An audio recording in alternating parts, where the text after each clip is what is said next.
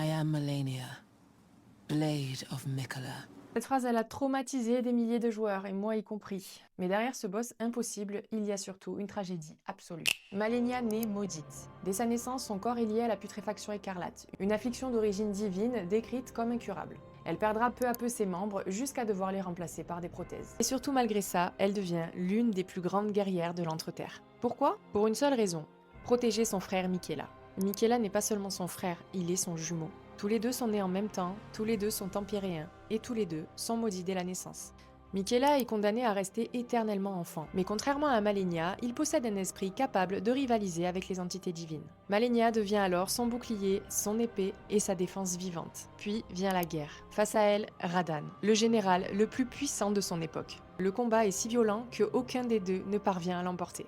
Alors Malenia fait l'impensable. Elle provoque l'éclosion de la fleur écarlate. Ce geste ravage Kaelid, une région entière transformée en enfer rouge et ravagée par la putréfaction. Le combat n'a pas de vainqueur, mais Malenia s'y condamne définitivement. Quand on la retrouve dans le jeu, elle est endormie, brisée, son corps ne tient plus que par la volonté, et quand elle se relève face à nous, ce n'est pas du tout par haine, c'est par devoir. Chaque coup qu'elle te donne te vole ta vie. Une mécanique de combat, oui, mais qui reflète aussi une chose, Malenia s'est toujours battue en arrachant de quoi survivre. Et quand elle tombe une première fois, enfin, elle renaît. Non pas en humaine, mais en déesse de la putréfaction. Ce qu'il faut comprendre, c'est que toute sa vie, Malenia a combattu cette putréfaction. Elle a tenté de la contenir, elle a tenté de la repousser, de ne jamais lui céder complètement. Mais à la fin, pour continuer à se battre, elle accepte ce qu'elle a toujours rejeté. En fait, elle devient le réceptacle de ce qu'elle détestait.